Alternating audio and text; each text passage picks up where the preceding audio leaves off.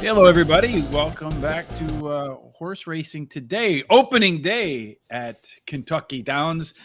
That's not our normal open. I know usually they have something a little fancier, a little more professional, and third grade graphics.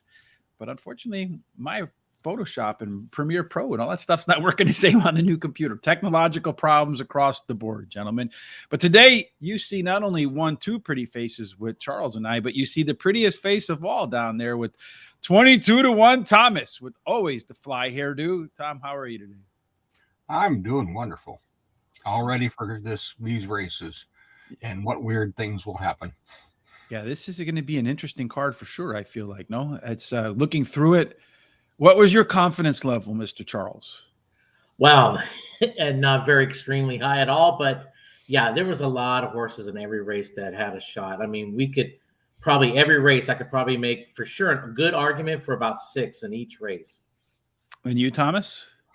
Depends on the race. Is the best way to describe it. The maidens, I'm always a little, but they're here for a reason. They're here to. Some of these guys are going to try to win. I think the stakes race today is interesting because it's for non-winners of a stakes race this year. So it makes it an interesting who gets dropped into there, and is some of that past class going to come through. Yeah, indeed. Well, I think that one looked a little kind of wide open to me too, as most of these races look wide open. Now we're starting a little bit earlier. Tomorrow, Thomas and I will be back to do Kentucky Downs for Saturday. Obviously, they don't run tomorrow, but Tom and I will get back together tomorrow to cover the whole card. Last night, we had on Sean, wrong button. Sean and Jamie got together with Roxanne Tanner from Louisiana Downs. She is the racing ambassador for that track down there in Louisiana, of course.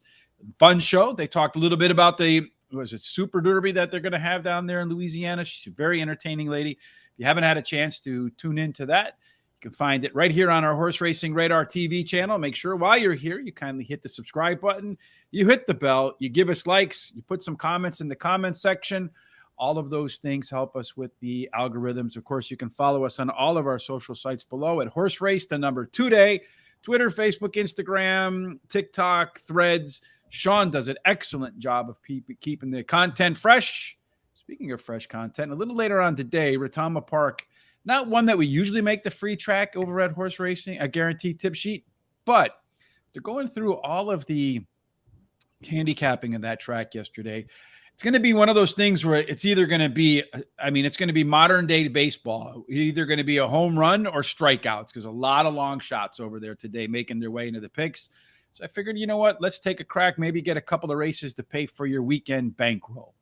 And that's in Retama, that's in Texas, correct? Yes. Near San Antonio. Well, yeah, that's right. What's crazy about that track is that, it's a smaller track.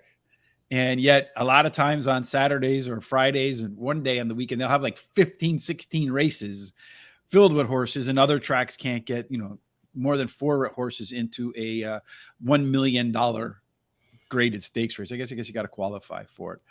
All right, gents, Kentucky Downs, race number 1. Let me pull it up. Thomas, what are we looking at here? 6.5 furlongs on the turf, of course, because that's all Kentucky Downs has. And we're going maiden race for 2-year-olds, and they're going for $150,000. So in other words, 2-year-olds, anything could happen at 6.5 furlongs in the last year's meet. What you were looking for from a profile of a winner, and there's a lot of 6.5 furlong races today. So keep an eye on this one, see how it plays out.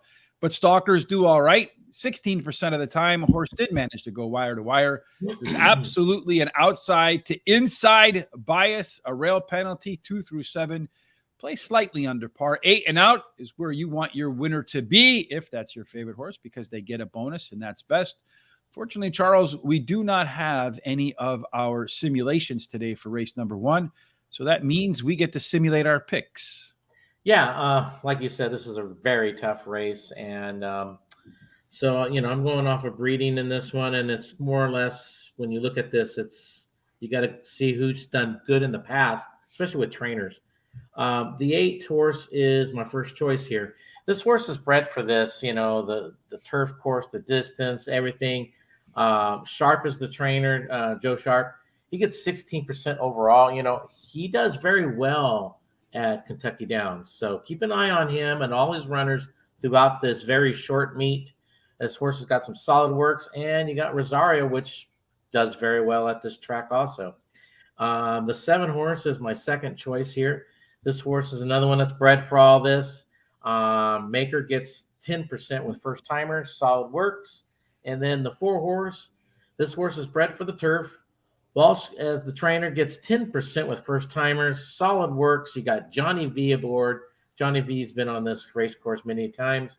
And then the 1 horse is my final choice here. Ran second last time out. Casey gets 12% second time on the turf. Solid work. So that horse is very dangerous also.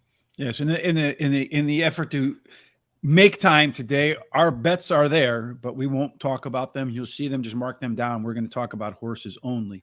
All right, Thomas, tell us about your horses. I put number 2, Motel Mischief, on top. Ran green last time out, to say the least, and I think the results were better when I watched the race than meets the eye. And at 30-1 to morning line, I think that's worth a shot. Yes, and I told you yesterday, Thomas would come swinging for the fences, baby. So that's the great thing about 22-1 Thomas. Sorry to interrupt you, my man. That's all right. Charles and I agree on the 4 horse, La Queda. Works are excellent. They're on the all-weather, and boy, is it bred for the turf. Nice place to drop this horse into. And finally, I'm going to put the also eligible into this, number 13, Field Glass. Showed speed in the first start, moves to the turf, and the mare side on this one screams turf.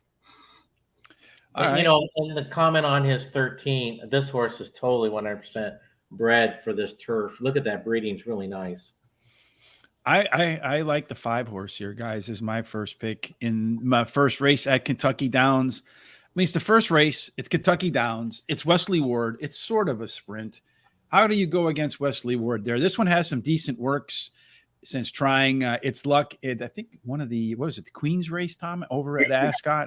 Queen Mary, didn't run at all. No, it didn't. But in the race before that, on the state side, it won pretty easily. Number 9, Sarah's Dream. But it's interesting. I don't have any. I got the one in the 7 with Charles in there. Decently better in her debut. Consistent effort from start to finish. I like to see that. There wasn't a drop off anywhere along the line. And then some good workouts to keep the horse fit since then. Number 1, Saltwater Taffy did run the top last race. Speed Figure did stumble at the start, went wide, so all kinds of race issues. A pair of good works between, keep the horse fresh. And finally, Buttercream Babe has some good breeding. This one that you have in there too, which Mr. Charles. Steady works. I like the June through July, really brisk efforts in there. And then since then, just a couple of maintenance works to keep the horse fresh. Again, you see our bets right there. Now we're going to go on to race number 2. And Thomas, what are we looking at here? Another 6.5 furlong race. They're going for $250,000. And these are for horses that were in the Keeneland sale, either entered and didn't sell or did sell, 2022. So we got 2-year-olds. And so it's a restricted race. And yeah, once again, you're looking at horses that in last year's meet where outside was better than inside. Stalkers were better than speed, a little bit better than closers as well. Charles, in this case, we actually got to do our simulations for race number 2, 1,000 simulations using speed figures. And then from that, we determine who gets the maximum divided by the number of simulations to create our odds, looking for value.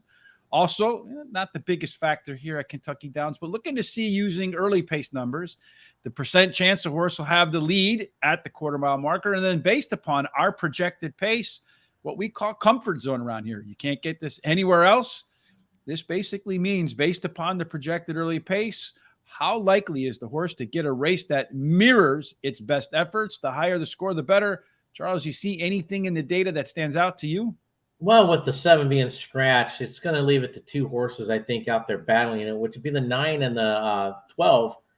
They both have almost the same percentage chance of getting that lead, around 27% chance, 25% chance. So they both have an excellent shot of getting that lead at the quarter pole. But, there's a couple others in here, like the 1. And, the 1 has an excellent shot getting that lead, too. So remember, these are 2-year-olds, and they've had a very short race career so far, so you might get a lot of different things. And then when it comes to the overlays or simulation odds, we have the 1 itself, just slightly over 2-1. We have 3-1 morning line, and the 8 at even money. You got 3.5-1 morning line, so it's not too bad of an overlay. And then some pretty strong C-zone scores from the 2, the 6, and the 12 and the 13. So 6, 2, 12, 13, maybe a little C-zone trifecta box or exacta box. We've seen that play out very well sometimes. We also do a pace handicapping here, looking at how the horses have done their best. You see here, this race is weighted towards the back. As you have the 9 and the 12, they're pressure horses. So the E's are your pilots. They want to be on the lead. EPs can pilot or co-pilot. The P's are co-pilots. They haven't really been one that want to drive the plane, just kind of assist. PCs, they are your flight attendants. They can be anywhere on the plane, and most versatile horses in the group. Here are your closers. Coach, they want to move into first class. Finally, you have the NCs, horses that haven't been within 5 lengths of the leader at the finish wire in the most up to 10 races, and none of those today. And of course, the 10 in here, Tale of Chattini or whatever, is the first-time starter. So if you're backing the 1 or the 12, you want them to have some early speed, and the 9 and the 1 should be up front in there, so not too bad. 1 should be comfortable about where it's at. Crazy Cammy, a pressure horse. So all those horses up front should be up front. That's what the pace is telling us. Of those late speed types, you're looking at the 2, the 8, and the 4. The closers definitely with the most late pace, although some of those pressure types and early speed types won't be too far behind. Top total pace horse in the race is the 8 horse Hidden Class. You go the 8, the 1, the 13, the 4, and the 3, guys. They stand out a little bit above everybody else. Maybe the winner's in there. Charles, what do you think? Yeah, I think the winner might be in there. The 8 especially. That's my first choice. This horse ran second last time out. And once again, Sharp's the trainer here, and Sharp gets 16% when he puts him in the second time they race. Rosario's aboard again. Sharp also gets 27% second time on the turf. So that's, to me, that's a very good number to try to put in your angles here. The 2 horse is my second choice here. 1 last time out does have some of that scary speed. It's not showing up on our charts, but I think that horse has got some decent speed. Bred for the turf. The horse is moving up in class, but, rightfully so, especially when it winning last time out. The 13 is my third choice. Ran third the last 2 times. The Dam has 3 winners from 5 starters, and 3 of those have won on the turf. So she produces turf horses herself, and that horse was very well bet last time out. And then the 1 is my final choice here. I think this is your leader. Has the speed, has cut back in distance. Steve Ashmanson and Tyler Gaffleon as a combo. That's a pretty good combo. So that's what I have going here in this race. And Mr. Thomas, what do you have going here in this race? Charles and I agree. Is that a good thing or a bad thing? Because you agree 2 races in a row, Thomas. I'd be worried if I were you. This is a short-priced horse, so it's kind of hard to pass it on it. The only thing I would mention is that the last race it did have some issues at the start. Number 4, Urban Dreamer is my next choice. I like the first effort and I like the works coming into this race. Take number 3, E Distrudus. It's a dirt winner. I'm going to throw the last race out, and this is a very high percentage trainer with first runs on the turf. And I do agree with Charles on number 13. Chased the pace last time out. The only thing I find, one thing that would be interesting to see, this is by Audible. And the mare side is turf. Audible we don't know about, but is he like American Pharoah, who's going to produce a lot of turf horses? Well, who knows? Because we'll find out. First crop. Yeah, it's hard. It's kind of hard with Audible. You're right. Yeah, breeding never really made that. I mean, I do first time out. Yes, I think it might make a difference, but after that, I'm not so sold on breeding. I know I'm kind of in unless they're switching from surfaces. Yeah, that too. I'm kind of in a world of my own there. I know I argue with everybody on that. So Christopher D'Souza, I enjoy last night's show at Roxanne. It was good, right, Christopher? If you haven't had a chance to tune into that, make sure you do, again, on Horse Racing Radar TV. You can understand why she's an ambassador. She's very, very lively very entertaining, very engaging. So good conversation there. For me, in the second race, I'm going to go with that one horse, Texas Woman for Arts. Going to drop down from a pair of non-graded stakes races. Last time out, ran, and I love to see this. When I go through my notes, I see this over and over and over again with horses that win. Faster fractions at 7 furlongs than it ran in the prior start at 5.5 furlongs. That produced the top last race speed figure, and cutting back from 7 furlongs to 6.5 could be a deal maker here. Next up for me on the board is that 13. We'll find out if the pedigree works or not. But Crazy Cammy, well bet at Saratoga, beaten favorite in that race. And it's another one that ran faster fractions at 6 furlongs versus 5.5 furlongs. I think the extra distance today is helpful. Number 8, the one you guys both started with, Hidden Class, had the steady at the start of its race in her debut, made up tons of ground. And then I think this is another one where going longer is going to be to its benefit. And finally, Urban Dreamer, the 4-horse one that Tom has, I have, Charles doesn't have. So let's hope that one's the winner. Does have the tie score for the top turf pedigree, gave up the lead late in its debut, and has a solid trio of good work since. So I think you'll see more stamina today out of Urban Dreamer. Again, we have our picks there below, but in the name of time, we are going to move on. And you will see all of our picks, all of our comments over at horseracingtoday.net. I will load everything up after the show ends, probably about 20 minutes after we're done. You'll see everything up in there. Christopher D'Souza wants $45 to win on the 12 in race number 2. Mortastic with a 12-4-2 exacta box. Guys, looking at that 12 horse, anything that we missed besides the strong C-zone score and a chance to be on the lead? Let me look at it real quick. This race is very tough. I mean, well, aren't they all here? Let's look at this 12 horse. I mean, this horse is out of more than ready. It's great breeding for turf. Has some speed, could steal it. Yeah, but it won its maiden at Belterra, and then went to it did absolutely nothing in Monmouth. Mm-hmm. I like George Arnold a lot. I think he's a really good trainer. I think this one's over its head. Could well be over its head. I kind of agree with you. They chased some pretty fast fractions early on last time out in a non-graded stakes race, so it's tough to tell what's going to happen with that one. But for Christopher, if it goes off at a bomb price, I'll sacrifice a race at Kentucky Downs because remember one thing at Kentucky Downs, it's such a different course. They turn right, they turn left, they go downhill, uphill. So some horses flat out just hate it, and some flat out love it. So. And you'll find in my picks today, I focused a lot on horses. I was reading this book here. I don't know if either of you have this or any of you. Mark Kramer, Thoroughbred Cycles. I try to read a little bit every day on horse racing to keep the saw sharp, as Stephen Covey said. And one of the things he was talking, and it's just strange that was the section I was reading yesterday, coincidentally.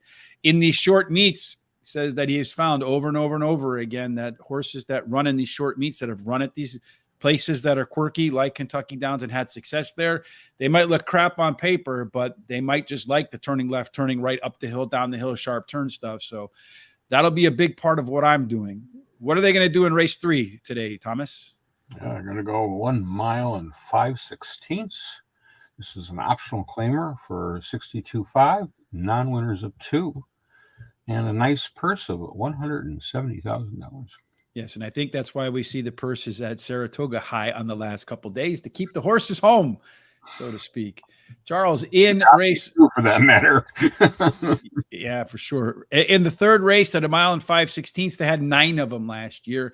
Just imagine Stalkers and Closers did well, although one of the 9 did manage to steal the race on the lead. There is a big rail bonus for Strikingly Spun, so maybe that horse can take advantage of that. Looks like Charles is banking on that. 2 through 7 play a little bit above par, 8 and out. So, of course, I start with the 8 horse. Get Penalized. Mr. Charles, looking at the data, the simulations, looks like one horse is going to get to the lead. They're going to have to catch that one. Yeah, that too. 74% chance of getting that lead at the court pole. I believe that's your main speed, but I think you got to look out for that 8. I think the 8 might show a lot more speed than it's shown on that chart. But Like you said, the speed, it's very hard for speed to win wire to wire at this track, especially because they're going up and down. So they got to pace it just right, and the jockeys got to know what they got underneath them. Um, the simulation odds here, we have the 4 at 2-1, and the morning line is 4-1. And then we have that 7 at even money, just slightly over even money, and you got 4.5-1 on the morning line. So that's a couple of nice little overlays. And a really strong group in the middle here with strong C-zone scores standing out above all of the rest.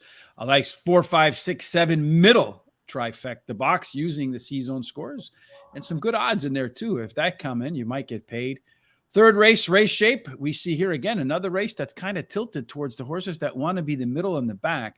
You have the much coveted Lone E type with the 5-horse over here, Okovishka, whatever that is. Question is that one going to get the lead? And according to its recent early pace, not that 2-horse that Charles pointed out in the simulations, this is the one that they'll have to run down. Although the 6 and the 3 Beach Nut Trophy should be close, that makes the 3-horse a left arrow horse.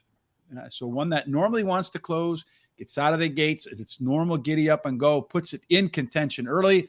A lot of long price horses come like that. Late speed at a track and distance that does favor closers. Federalist Papers, 6 points better, 5 points better. That's about 1 length, though. That should be the strongest closer of the bunch. Although you see our Callie Kim showing up early and late and putting that together, that scores 6 points best top total pace horse for the PC. Should be close, has enough late legs to get the job done. Charles, is it going to get the job done? I don't know. This race is actually, this was the one race I had. I just didn't like as much. I mean, I thought this was totally 100% wide open. I'm just going with the 1 here. I love the back class on this horse. It drops in class today.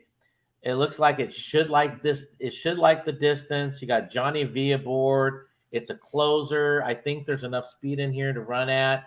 So all he has to do is keep him on the rail for a while, save a little ground, and make one big move at the end, which is most of it's uphill. So, and then the 4-horse is my second choice here. This horse ran second last time out. You got some tactical speed. Second start after a layoff. Grand Motion is the trainer. He does very well here. So that's another trainer you got to keep an eye on, like Sharp. And then the 5-horse is Well Bred. Grand Motion is the trainer. Gets 15% when he rests them up 46 plus days. And he also gets 16% with those shippers. And this one's coming from France. So I'm sure Tom's got some good information on that horse. And then the 8-horse, like we said, I think it's more of the sneaky speed. If he can find himself, might be closer to the front end. He cuts back today. Christopher Clement gets 20%, 46 plus days. You know, Christopher Clement's known for his turf horse training. Indeed, he is. And Tom is known for his turf horse. Let me try English. Turf horse picks. I had to slow down the tongue a bit there. Tom, what do you got?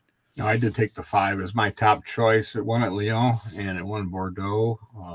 Bordeaux's a little bit of a quirky track. I think it needed its first start in the States. And actually, I think it ran okay overall. 4 Federalist Papers. It ran second last year at this track. The only thing I would say that Charles didn't put in there, it did have to check a little bit during the race last time out. So it did lose a few lengths because of that. Finally, I'm going to take number 8, Shad Nation. Last race, the best way to describe it, a mess. Been on the front end the last 2. He won here last year. So he's used to that quirk. Indeed. And that's why I put him top on my list in race number 3, Tom, because as I mentioned, I am focusing a little bit on horses with some experience at Kentucky Downs today. And as you mentioned, Shad Nation, 8-horse, 1 for 1 at Kentucky Downs. It was at the distance. And this horse, Tom, is a very consistent performer. Number 6, our Callie Kim does tie for the top last race speed figure. And that was the first race in more than a year on the sidelines. And the resume says that the second one's likely to be better. And we saw that horse graded out as the top total pace horse too. Number 4, Federalist Papers. It looks like the one that we all agree. Well, we all have the 4 and 5 on our picks in there too. Federalist Papers was a close second in its lone trip at Kentucky Downs. Did tie for the top last race speed figure.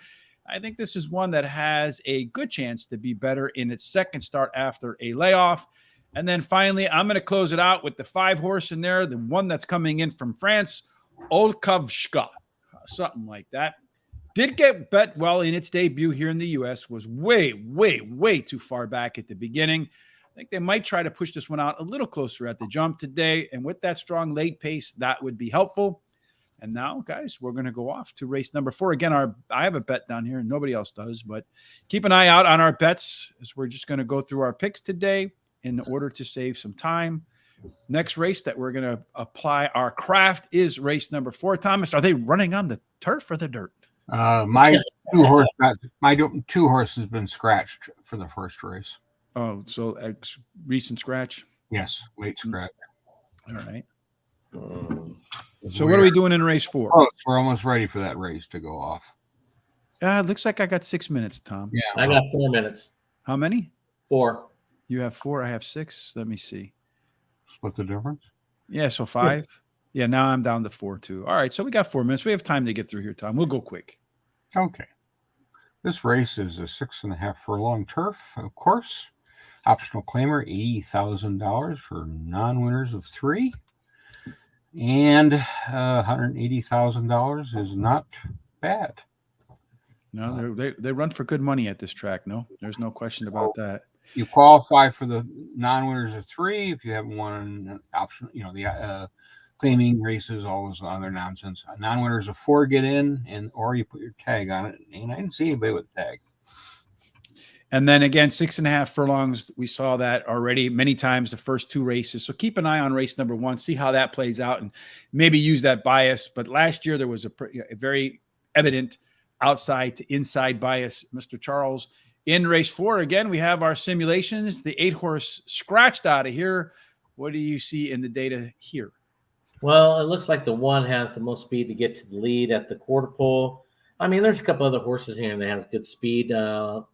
Technically, the 4 has a 28% chance, and the 2 even got 16% chance. So, I mean, you do have a mad dash going there, but I think the 1 will be out there in front. When it comes to simulation odds, we have 2, just slightly over 2 to 1. We have 4 to 1 morning line. That's a nice little overlay. So, then the 4 is just under 5 to 1, and we have 6 to 1 morning line. And then that's it. What we have on the simulation odds. And then, of course, if I like this combination, I always see a little bit of a simulated odd favorite or simulated odd value with a strong C-zone score and a good chance to be forwardly placed. Many of those horses have scored for us as we've done other tracks. In race number 4, again, not a true front runner in here. So the 1 or the 4, either one of them comfortable being right behind. We do see our first Sesame Street horse of the day, one that doesn't look like any of the others. That's the 11, Majestic D'Oro, as the lone EP type. Everybody else wants to be middle or back. Does look like there'll be plenty of pace at the on the outset. Look at all this. Everybody except maybe the 9 and the 5.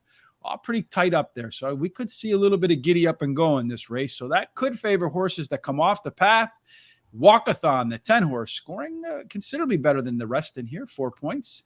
And then our total pace does favor the 1 and the 10. A little bit of a drop off, but just looking at these numbers, minus the 5 horse, everybody else looks like they have a pretty good shot in what looks like a very competitive race from a pace standpoint.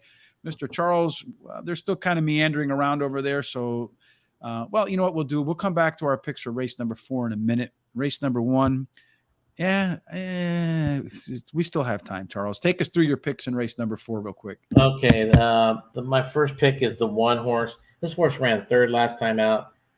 I think this horse doesn't have to have the lead, but it's probably most likely will. Second start after a layoff. Ward gets 31% with that angle.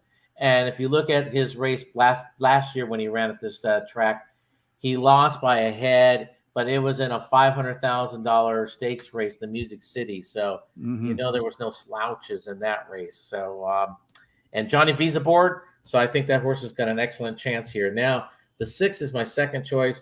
This horse likes this track also. Will be closing at the end. Got some solid works. Totally fits with this group.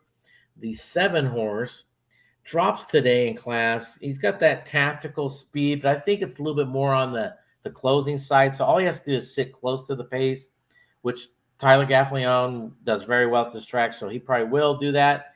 And then the 9 drops in class today. He's back on the turf. DeSormo's the trainer. He does very well. 18% with 46 plus days of rest. And plus, you got a hot jockey in the last 7 days aboard. All right, Thomas, your turn.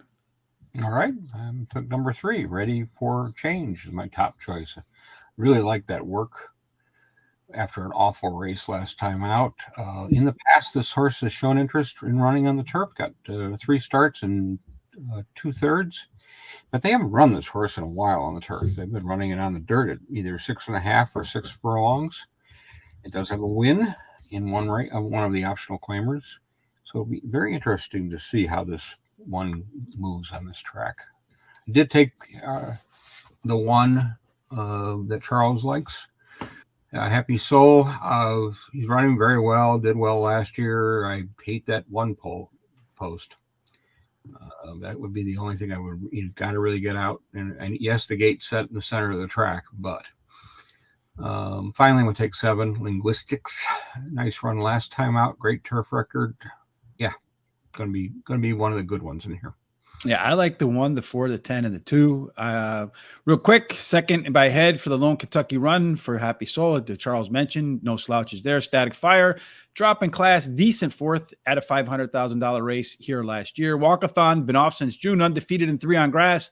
Has the class if she's ready. And then About Time, the 4 horse was a 2 horse. Tough call over the 7, but appears to have a little more upside for me. They're about ready to go in race number 1, gentlemen.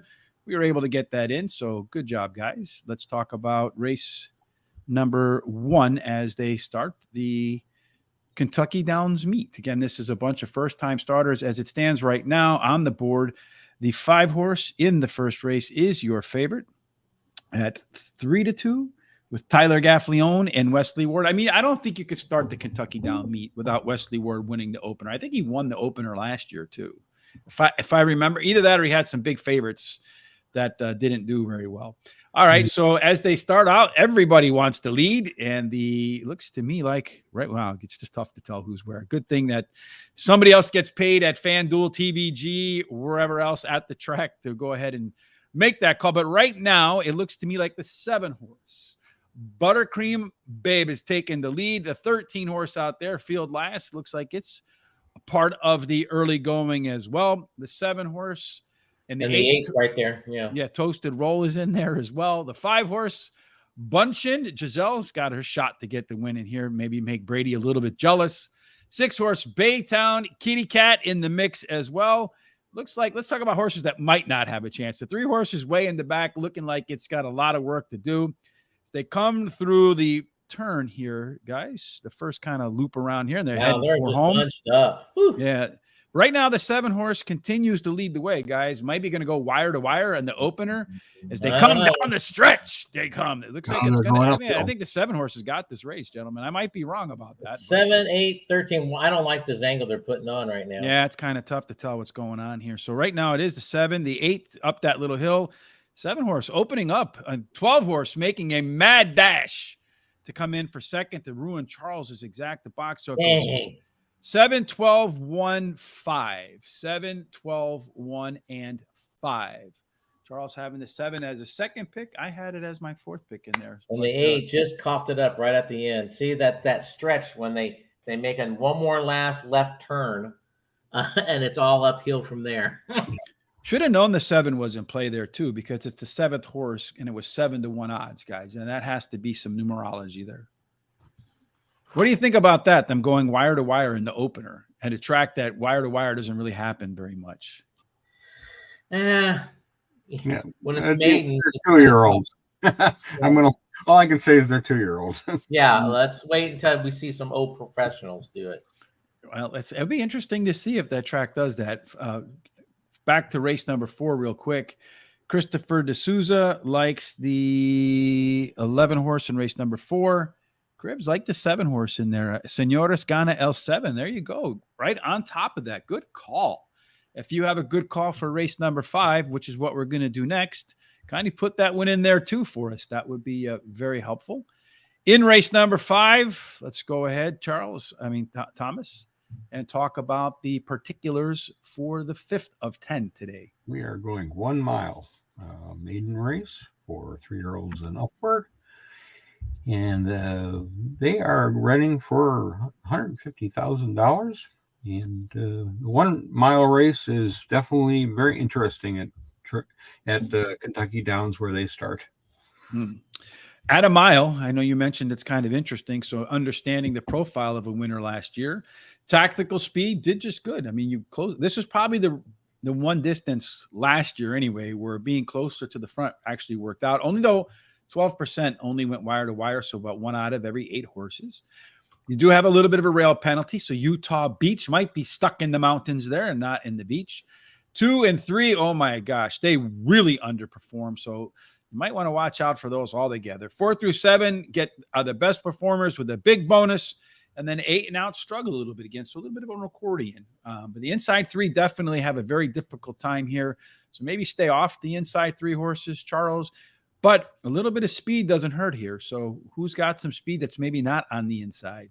Well, who's not on the inside? Well, the 12 is not on the inside, does have a little speed and probably does have a shot at that at the quarter pole. But he's got to worry about that 1 because the 1 has a 40% chance of getting that lead there. And right now, I think that is your leader right now, the 2.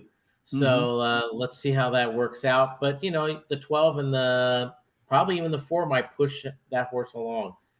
Then when it comes to simulation odds, let's see what we got here. Nothing. Nothing. This race is going to be bombs away, it looks like. So this looks to me like maybe an all-button race in here, guys. You do have the 2 horse scoring well with the Seazorn and the early pace in there.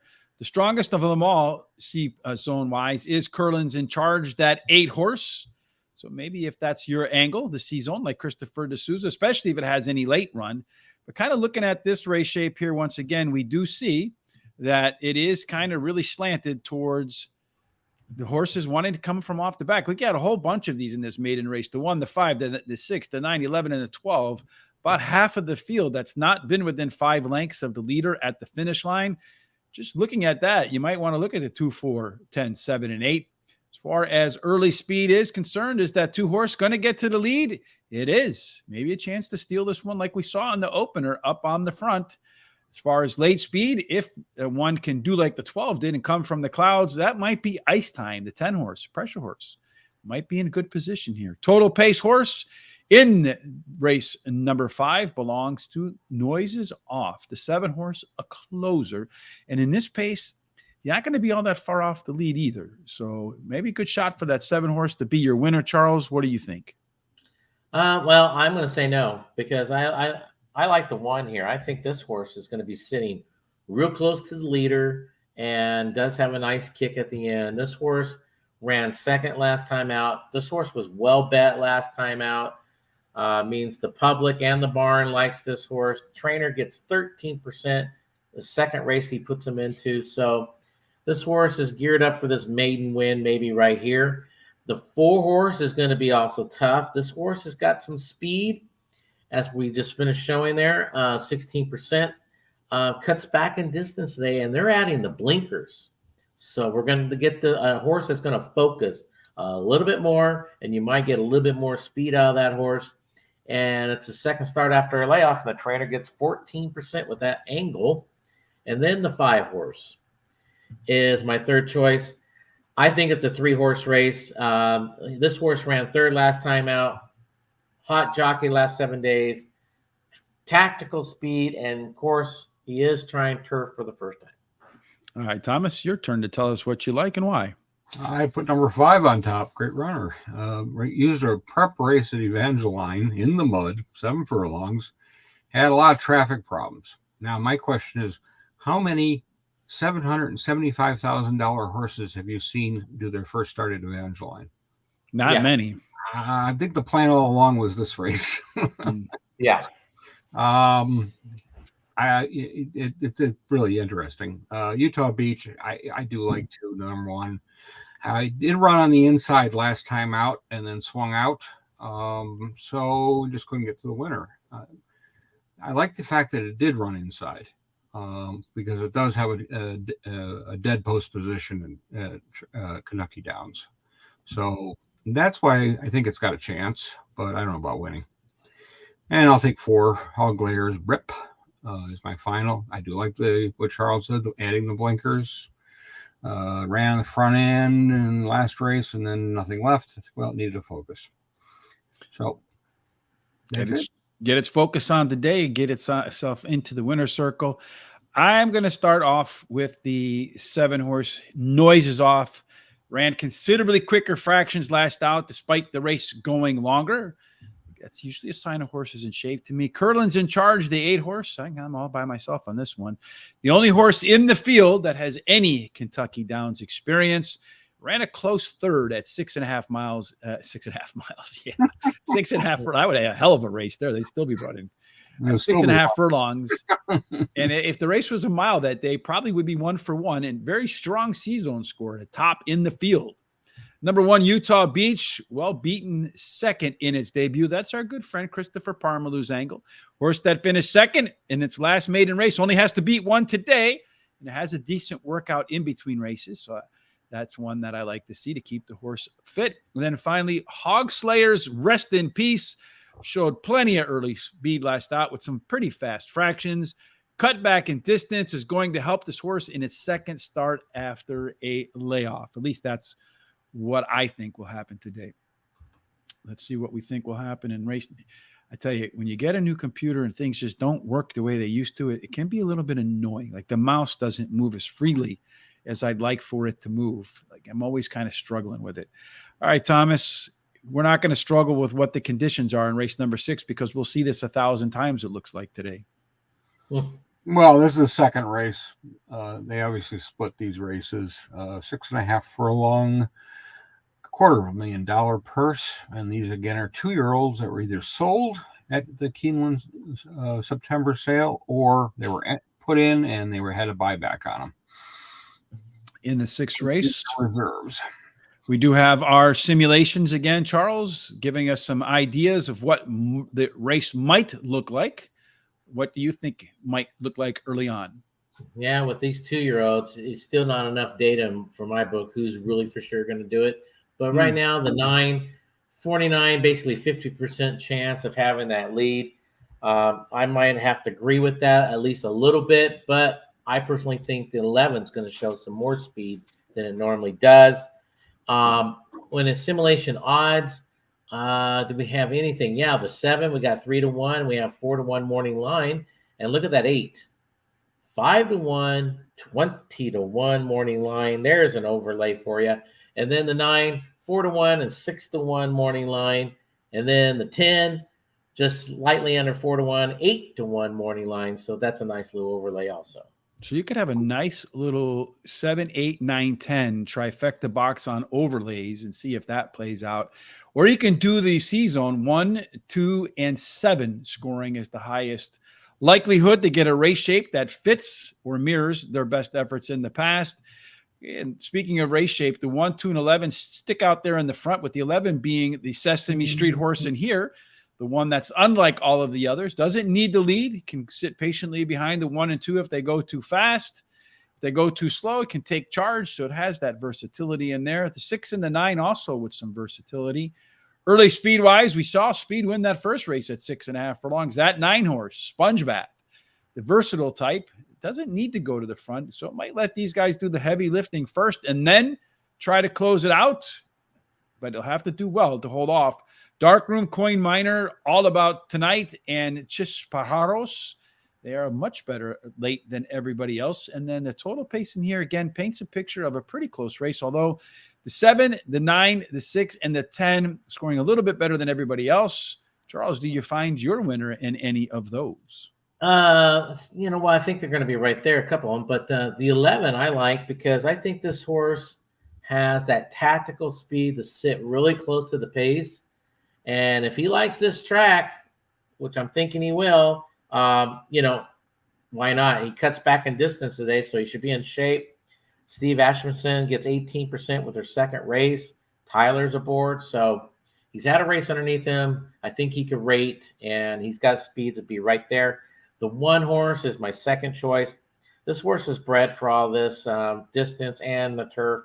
Trainer gets 23% first time on the turf. And this horse does have a little bit of that sneaky speed, I think. So the 6 horse is bred for turf. Cox gets 17% with first-time turf starters. Well bet last time. This is another one that has that tactical speed. So I see this horse sitting least close, like 3rd or 4th right there to the lead. And then the 7 horse, I'm going to round out my picks here.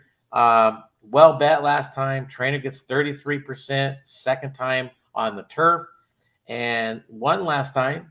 But this horse will be closing, and there's one more plus to this horse. First time gelding. First time gelding. So he's going to run. You win, and now you're a gelding. You win, yes. Not so the horse is going to wonder, what do I have to do to keep my other parts? Yeah, right, what do I do? Yeah, well, the snip. Yes. Well, maybe they'll give him a sponge bath afterwards. Well, Anyway, that would be where I'm always for a sponge bath. I'm starting with sponge bath. I like the ran last time out, dueled hard. It's got some great works coming into this race, so I'm putting them on top. 5, Midnight Lumberjack, a nice big price here. Showed pace after a slow start, and okay. I mean, so what do? Well, they put blinkers on, and they gave it some gate work. I think that may make a difference. And finally, I'm going to take 10, Coin Miner is my final choice. Missed the break on the first start, had issues. Yeah, it was all over the place. I really like the mud work at Churchill. That was a nice work, and I think this horse has got a chance at a medium price.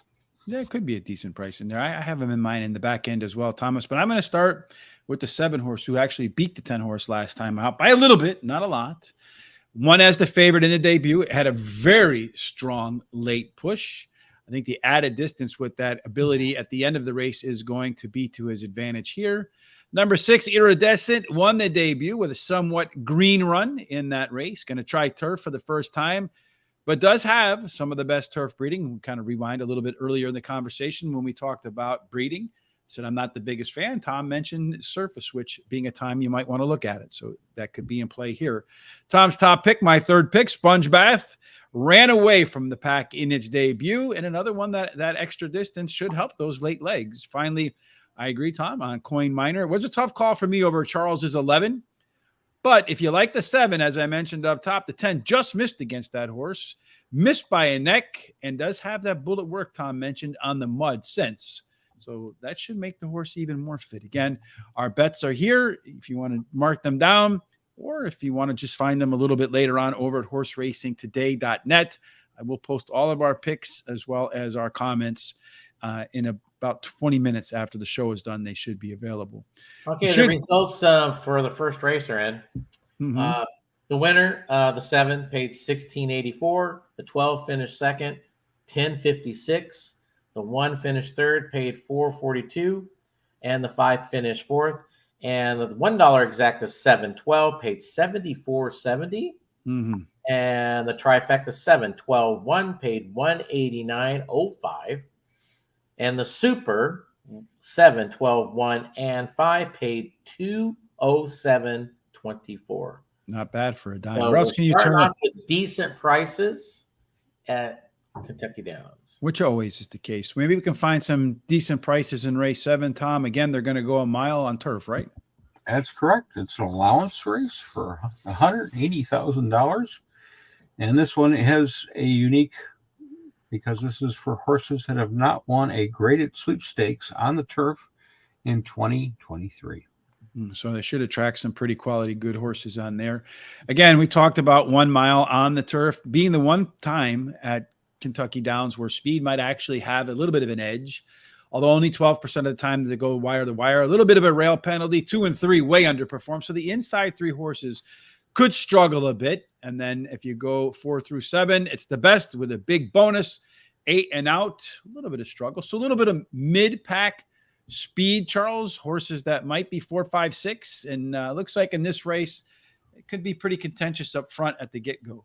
Yeah, well, especially with now the 9 out, that horse was pretty fast. The one is going to be probably most likely on the lead, a 27% chance. But all these other horses do have enough speed to at least keep up and not let this horse get away. So I don't think the one's going to have a super easy lead out there. I personally think the 6 is going to be sitting right there pushing that horse all the way. When it comes to the odds, we have the one just under even money, and we have 4 to 5 morning lines. That's not a bad overlay. And then we got the 4 just over even money, and you got 3 to 1 morning line, so it's not too bad either. And everybody but the 3 and the 7, according to C-Zone, should really enjoy the way this race takes shape, because the pace should fit when they run their best. And then when they run their best, this is what it looks like. This race is completely tilted towards the front. As we saw in the simulations, a lot of horses with some pretty early similar speed type numbers. The 1 and the 6, they're not lead dependent, so they should be sitting right behind the 5, 7, or 8. Although the 4 horse, this one, Street Ready, the PC horse, does get the top score there, tied with the 5 Bullseye. So I would expect Bullseye to go to the lead, the 4 to be patient, everybody to be patient.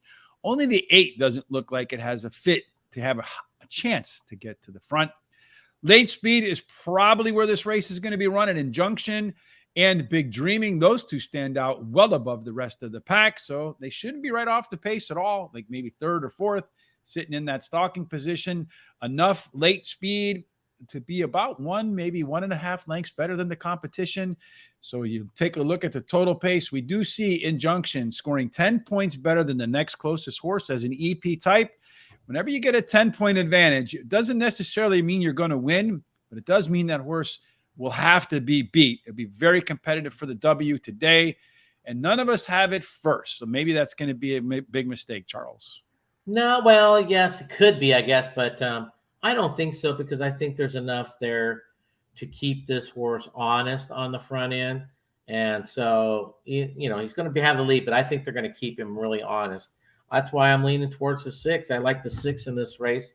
That's my first choice. He has that tactical speed, cuts back in distance. Trainer gets 26% with 46 plus days of rest. I kind of like that going into this race. Well bet last time. We might see a couple of these horses come back the last day at Kentucky Downs. The 7 horse is my second choice. This horse ran a second start after a layoff, got some tactical speed. Tyler Gaffleone and Maker as a trainer. They're a great combo. So Maker just won that first race, I believe, right? Mm-hmm. And then the 8 is my third choice. Ran second last time out. This one will be closing big time. Like, he has not much early speed at all. He better probably get him really close as soon as possible. Well bet last time. Third start after a layoff. So, I love that angle. Charles' favorite angle, the first one you learned. And then the 1, like I said, probably they'll be out there in front. Trainer gets 18% with 90 plus days. So he's super fresh. And he drops in class today too. So it's super fresh, super funky, like Tom's haircut. All right, Tom, what do we got? 7 on top. Charles cited some of those good reasons for this one. The Ocean Atlantique. I thought the prep at Saratoga was a good race, and he showed pace and then backed out. To me, is a little bit of form issue. I think they were prepping it for this, and that's why I put it on top. 4, Street Ready is going to be my next choice. Has raced since December, but the works are good. Been very competitive at this level, and look at the odds. Mm-hmm. 6, Wolfie's Dyna Ghost is my final choice. Back to the turf. It's got a great record on the turf, but more towards finishing in the money. He only has 2 wins out of 11 starts, but 2 seconds and 3/3. So I'll put him in the money, but not to win. You mentioned that he's got some wins, Thomas, and doesn't win that often on the turf. But here's the thing. The last 3 times this horse had a little bit of time in the barn to collect its thoughts, to think about its career on the track, came back to win those first starts up, and does have some, as you mentioned, some nice workouts getting prepped for today. If today's going to be the day if it's going to win after some rest. Big Dreaming, the 3 horse, down in class, running at a distance that it absolutely loves at this 1 mile. It's a miler for sure. 5 races out, 3 wins, a close second and a third. does have a couple of decent efforts over the Kentucky Downs Quirky course. Injunction, top total pace horse that we saw by 10 points. That's a big number in there. It's a type that should not be too far from the lead. Does have some fairly strong late pace in there, as we saw. This one's coming down in class from a grade 1. And then finally, Street Ready, the 4-horse, drops from a grade 2. Did run the top last race, speed figure in that. But this one, I would like to see better odds than 3-1 morning line. And I hope they go up, because this one's all or nothing at the distance. 8 times out, 2 of them completely off the other board on the other 6. And this is another one that's coming out of the barn after a little bit of R&R in there. And its record is either really good or really bad. So this is an all or nothing horse. And I don't like short odds on all or nothing horses at all. I like longer odds. And that's why I discounted a little bit, because I do think it'll attract a little bit of money in race number 7. 3 races to go. Let's see. Christopher D'Souza. Danny Jackson says Charles got a fresh haircut this past week too. Looking good, Charles. Do you know Danny Jackson? Yeah, unfortunately, yes.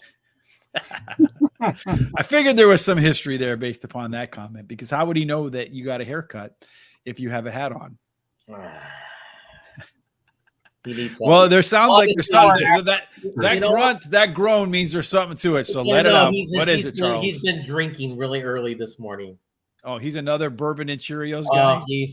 He's terrible. Oh, terrible. Oh, all right. That's me. That's the one from me, by the way. I know I don't know him. I can't comment. But if he's the enemy of my enemy is my friend, so he's a good friend of mine. Oh, okay. I see how it is. Tom, you got my back, right? Absolutely. There and he's also got the details for another 6.5 furlong race. Got an allowance race for $160,000. This is for 3-year-olds and upwards, fillies and mares.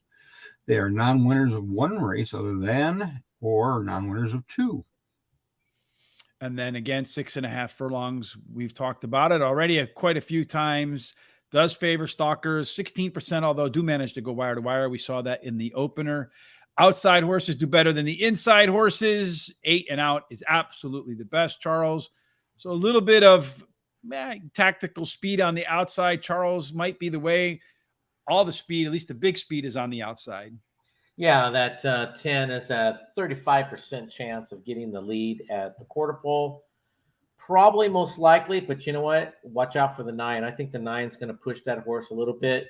So I think it's going to be those 2 out there, first and second. Probably most likely the 10, though, out in front. Simulation odds. We have the 4 at just slightly under 3-1. We got 3.5-1 morning line. We have the 5 at 9-1, and we got 12-1 morning line. Not too bad. We have the 10 at just under 3-1, and we have 10-1 morning line. So that might be the play, especially with the odds. And then the 11, 3-1, and 12-1 morning line. So it looks like this race can capture some value. Also, a lot of horses in here with dark green C-zone scores. Many of them should be very comfortable with the pace in this race. In race number 8, as we look at the race shape, everybody wants to go forward, middle, front. So this race could get hot in here. That means this lone closer, the 2-horse, being the Sesame Street horse, the one that's unlike any of the others, that had the best late pace in here, I would be one that I would want to maybe look at. But a couple of others kind of score out a little bit above it and should be a length or 2 in front of it. And if you look, everybody except the 1 horse, Arden's Assault, really similar late pace numbers. So I think this race is, this one could be a wire to wire effort, because everybody's kind of similar in the late legs. The 4 horse and the 10 horse, those 2 should get out front, but they don't need to get out the front, but they're normally giddy up and go. It's about a length and a half, 2 lengths over the rest of the field. Those 2 might be able to get to the front, run comfortable fractions, make it very difficult for the others to pass them, because they all share similar late pace. Again, those 2 scoring 5 points better than anybody else as total pace. I wouldn't be surprised to see either the 4 or the 10 run second or third or fourth all the way around the track, and then try to close the race out at the end. Charles, how do you see it? Well, I like this. I like the 9 a little bit, because I think this one's going to be rating right behind the 10. One last time out. You got a hot trainer last 14 days. So that's why I chose the 9 over the 10. The 10 is my second choice. This horse definitely has the speed to go wire to wire. One last time out, well bet last time. And you're going to have Rosario aboard this horse. And then the 6th horse is my 3rd choice. Now, this one's an interesting horse because this one has got tactical speed. He could sit about 4th and make one decent run. Ran 2nd last time, well bet. Tyler Gaffleone aboard, so got a lot of great pluses with that horse. And then the 4 horse is my final pick here. Another one with tactical speed. Ran 3rd last time out. Cuts back in distance. 3rd start after a layoff. Steve Ashmanson gets 18% with that angle. So look out for the 4, especially at the end. And Charles mentioned that the 6 horse was interesting to him, interesting enough to be your top pick. Thomas, why? It is. Well, it was been the money on all its starts. It's got turf breeding, and why weren't they running it on the turf? That would be my question. But this is a nice spot to do it because you've got some decent money to run for. 8, Erna is my next choice. Like it had some issues last time out, but I think it was okay. It needs a good trip, and it's going to be flying at the end. So that always, I like to see that at this track. Finally, I will agree with Charles on the 10, the Ivory Moon. One at first start, got bet, put it away to return here. So they think they got something. You know what, Rich? I really like Tom here on the show because, it sounds he likes to agree with me a lot. And, great minds think alike. And that's what I'll have to say about that. So go ahead, carry on. Or the mindless, Or what what they say about the masses, though, Charles. What's that? I think you know how that goes. Oh, anyway, okay. I like the 4 horse in here as my top pick, Zeitlos. If you say it in German, Zeitlos. That's how the correct pronunciation. Top last race speed figure. Horse is making your favorite handicapping angle. 3rd start after a layoff. Charles, will it be enough to get the job done with a good street zone score? And there, Ivory Moon, one horse that we all agree on. Just different places. The 10 horse won her debut with ease. Been off since January, so been on the sidelines. That might have had to work harder for that W, but the workouts say she's ready to perform at a high level again. Number 6, American Retro, another one we all agree on. So maybe a 10-6 exacta box in here, folks. Solid effort in its first trip, trying turf for the first time. Tom did mention the turf breeding is there, and probably so far the most consistent high-end performer in the group. Proud Mary, the 9 horse, destroyed a field of 7 as the 70-cent favorite in the first run on turf after getting moved off of dirt in its debut. So maybe a turf horse and not a dirt horse in there. We got a couple of minutes, I think, maybe. No, they're about they're about ready to go. They're about ready to go in race number 2. So let's pull up our information for race number 2, folks. You can see, according to this, the 12 horse and the 9 horse should battle it out according to our simulations for early pace in there. So see if that's indeed works out. In race number 8, Christopher D'Souza likes the 11 horse with the 2 in it in exacta box, 11-2 exacta box. Let's see how. Scratched. Which happened? 11 is scratched. In race number 8? Number 2. Number 2. Yeah, that was in race number 8, though. Yeah, He was looking at that. I'm sorry. Okay, they're off. I misheard. That's okay. And they're off. So it does look like as they run down that hill there, it looks like the 4 horse, Urban Dreamer, has taken to the lead, something we didn't expect. The 1 horse, Texas Women for Arts, did have a shot to be up in the front there. Probably those 2 might be a little bit too quick for their own good, I think, at the moment right now. At least it kind of looks that way to me. The 8 horse, the one that Charles and Thomas both have in first, is in a nice stalking position. And 3rd, as they went through the opening quarter under 22 seconds, I think that's probably going to prove to be too quick. That's too quick. Yeah, indeed. And then it looks like behind that, you have the 2 horse in here, Dozen Diamonds, heading in there, trying to kind of bullying his way. Is Paco riding that horse? Here comes the 13, making a big run down the dash right there. It looks like, or is that the 8 horse? Yeah, that's the 8 horse that's going to take the lead there. Looks like, right, it's kind of hard to tell because this angle is just beautiful, I feel like, right here. You can't see anything that's going on. You can't see nothing but a head on. No, it looks to me like the 8 horse, 8-1, and then is that 13 in the middle? 13's right there. 8-1, 13. So it's going to go. He's back there. So 8, 13, 1, 5. 8, 13, 1, is how race number 2 went. And actually, Charles, you have it right here. You started off at pick 3, and then I have it right here too. So my trifecta comes in. The 8 horse in race number 2 went off at, there you go, 3-2. Uh-oh. Yes, nice price on that one. The 1 horse went off at 4-1, and the 13 horse went off at 3-1. So the 3 favorites found their way to the front. So hopefully I get my $9 back, and that your pick 3, Charles, makes it through at a nice price somewhere in the 1-4 or the 1-6. And there is the race that shows you that the coming off the pace is well, those horses were out mostly towards the front. well, yeah, but the 8 was sitting third by about a length and a half to 2 lengths back. Yeah, so So, but that doesn't look like being in the back is going to be. I mean, being in the front is going to be a death sentence. not a death sentence, no, but probably not the right words to use in horse racing, but it's not going to be a penalty. Yeah. All right, 2 races to go, gentlemen. Let's go ahead and knock them out because we're making pretty good time for 3 of us here. In the 9th race, Mr. Thomas, this one is a stakes race on the day. It is our only stakes race of the day, but they're running for $500,000. It's 1 mile and 70 yards. And this is, again, for 3-year-olds and upwards that have not won a sweepstakes race in 2023.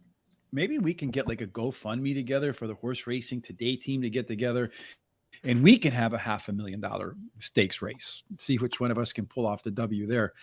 At 1 mile and 70 yards, they haven't run any at this meet so far, and they only ran 2 last time around, so not a lot of data there. Stalkers and Closers won both of them. None went wire to wire. Both of the wins came from post positions 4 through 7, Charles. So that data is borderline meaningless. I don't think that this data is borderline. I think it's very helpful. What are you seeing it that is helpful? yeah, it's the 8 and 7 are going to really go out there and wing it. They're going to be out there battling it all the way. It's just who breaks the best, I think, up between these 2 horses. But you got a couple of horses that might push it a little bit. I think the 1 and the 2 might be right there to push it along. But we'll see how that works out. The simulation odds here, look at the 3. Just slightly under 5-1, and you got 20-1 morning line. Huge overlay. And then we have the 7. Slightly over 3-1. We got 6-1 morning line. That's a good overlay. And then the 13, 12-1, almost 13-1, and 20-1 morning line. So nice overlay there. And a quartet of horses with strong C zones. Flavius should get a trip that's comfortable, at least early on. The pace should fit it. 4-5, Speaking Scout, and Harlan Estate, another couple in there with a strong C zone score. In fact, the top 2. And Portfolio Company is yet another. So maybe a nice C zone trifecta, superfecta available there too. Our pace set up in the second to last race of the day. Pretty well balanced race finally. You do have a lone E horse here with the 10 horse. Flavius, I don't think that's going to be the one that's on the lead. If we look at the early speed, I don't necessarily think it's lead dependent, though it does its best work there. The 7, the 8, and the 13, they too will be early up. That means this 8 horse is a left arrow horse, English B.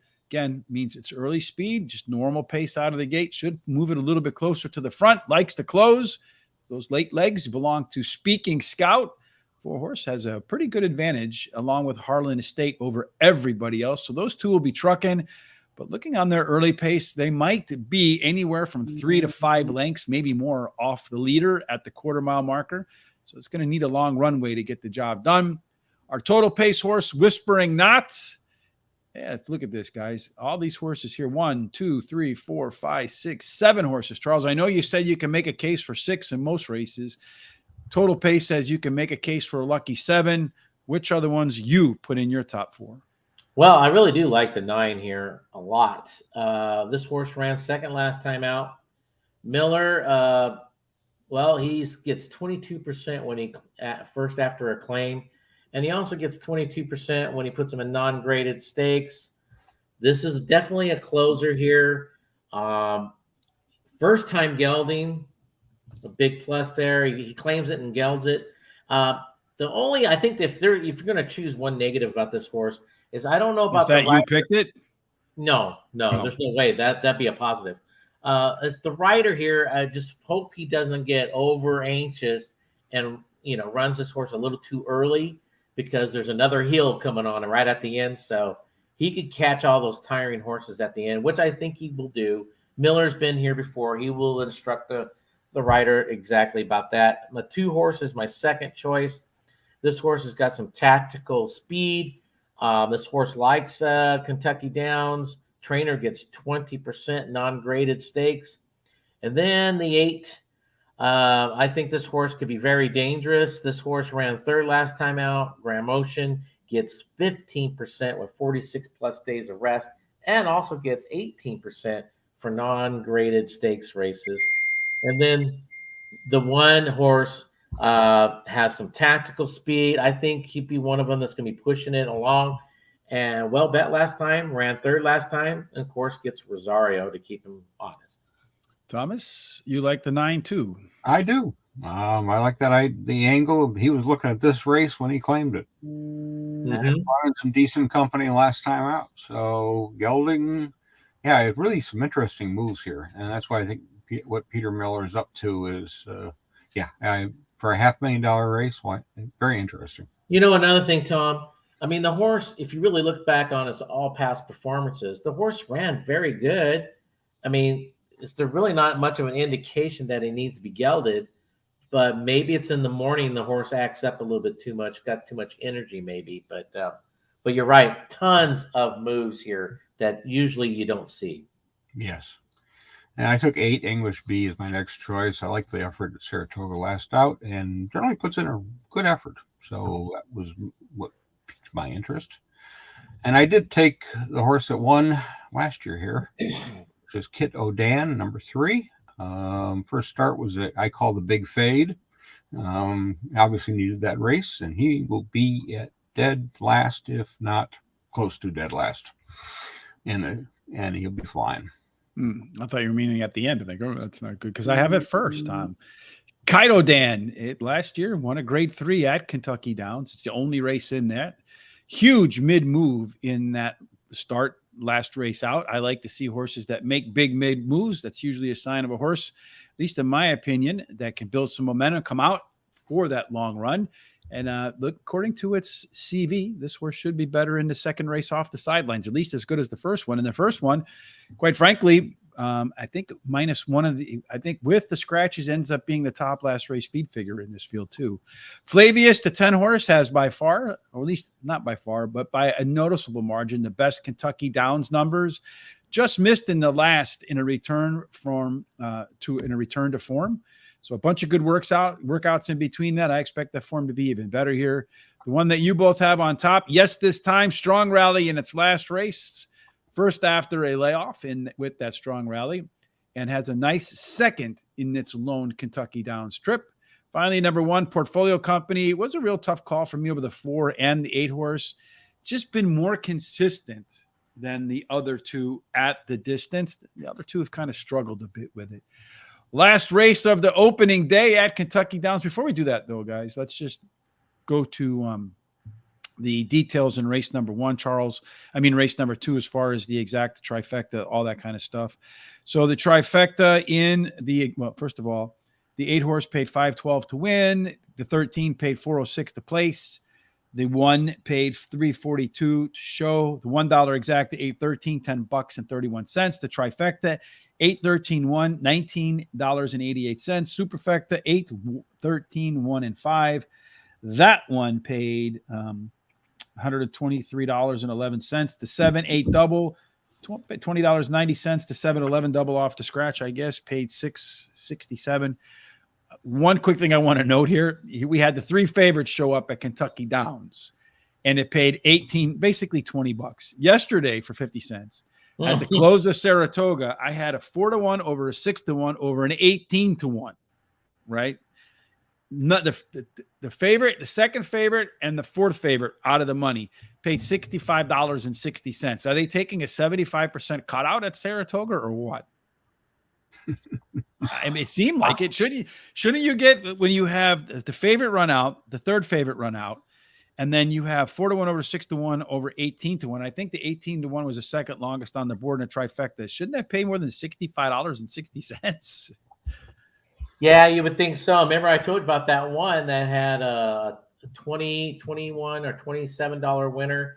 The second place was a $16, and then the third place was $20 the place, and the trifecta only paid $150. So, sounds like, yeah, it's a 90% takeout in some races at Like what? Saratoga. All right, last race of the day, Thomas. We go back to one filled with babies. What are they going to run for? They're going to go 1 mile for $150,000. And as you said, these are the 2-year-olds. And as always, anything can happen. It usually does. Yes, so just put all the numbers in a hat and see what happens. We don't have any simulations to do because too many of them are making their first run or very limited. Again, 1 mile is the one distance where speed could make a difference. Rail penalty, 2 and 3 underperformed, 4 of 7 have been the best, 8 and out, get a little bit of a penalty in here. So that being said, no simulations. The only thing that's left to do is make our final picks for the day, Charles. Yeah, I like the 6 here. Ran second last time. Well bet. Trainer gets 13% when they rest them up 46 plus days. I think this horse has a little tactical speed, so I think like you said, the 2-year-olds, who knows really how they're gonna affect here. But he ran pretty good the first time out, so why not? The 11 horse is bred for the turf. Brown gets 20% with first timers.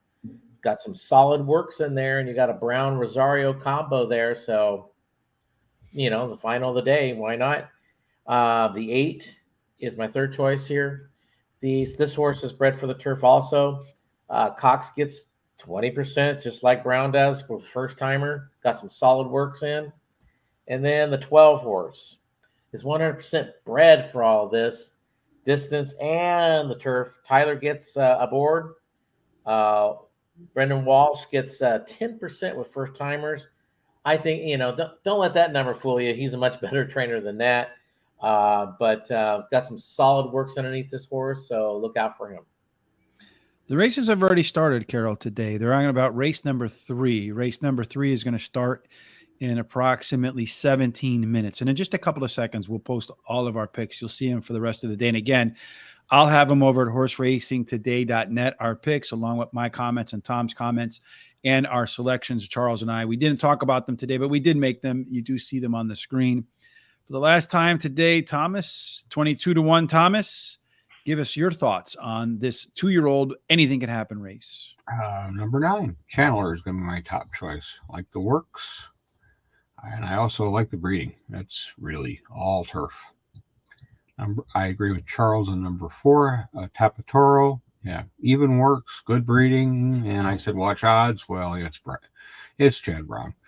Number 6, Copper Missile. My final choice came wide and fast last time out. I think it's going to run a better race this time around. So just to answer your question there, the 5:28, the last race, 5:28 p.m. Eastern is the scheduled post time for that last race over there. As far as my picks are concerned, I'm going to go with the 11 horse in the last leg here. That one is Move to Gold. Some really good workouts, getting prepped for Chad Brown. And I mentioned, I had you in mind with this, Thomas, where you mentioned that you thought he had some better turf runners than he did have dirt runners. We'll see if that was a year ago though. So maybe I just flashed in my mind and I'm like, you know what? When the inner voice talks, you better listen. Number 12, Ragul, the one that you mentioned in there, Charles, as your final pick. Does have some strong turf breeding. I like the August 11th Churchill Downs workout, 47-3. Has a couple maintenance workouts in between races. And in that opening race, the 7 horse that won, the comments are and I'm finding this to be very effective, like over and over and over again. Good breeding, good steady works, like those really fast works in June, July for that 7 horse in the opener, and a couple of maintenances to keep her fit. That's the same pattern I see here with this 12 horse in the final leg. Let's see if we can have an opening 7-12 to make that angle even more confirmed in my mind. The 6 horse Copper Missile, big move in its last race. Christopher P. angled and play again, finished second last time out. It means it only has to beat 1 horse this time around. Just missed by 3/4 of a length in that effort and had to go 5 wide to get it done. So maybe today it won't need to go that far out. Finally, the 4 horse Tapatiro might have the best pedigree, has solid, steady workouts getting ready for its debut. Tough call for me over the 5. And that wraps up all of our picks for 3 of us, getting done in about an hour and 15 minutes, Charles. That's pretty good work, I feel like. I think that's pretty good. Race 10, Christopher D'Souza likes the 5 that I was thinking about adding in there with the 5, 3, and 12 exacta and trifecta box. Here are our full picks today for Kentucky Downs. In race number 1, the 7 horse was your winner. In race number 2, the 8 horse was your winner. So, Charles, pretty easy double there if you had gone with his top 2 picks across the board. Good work, Charles. Thanks. Yeah, you're welcome. Again, tomorrow, Thomas and I will be back probably around the same bat time. Keep an eye on our social sites, Horse Race the Number, 2-day down there. We'll post exactly when we're going to get started. If you hit the subscribe button while you're on YouTube and hit the bell, you'll get a notification as well, because we'll put up about a half an hour before we're ready to go. So you'll know when we're ready to go. We'll schedule it about then. All right, gentlemen, any final thoughts before we get out of here today? Thomas? Or Charles, go ahead. You took the floor. Okay, well, basically, I just, like I've been saying, anybody wants to go to the Keeneland's yearling sale coming up soon. If you're wanting to look and just want to get some information, or you're looking to buy, or just want to try to figure out what's all going on, you could always send me an email and I will help you out.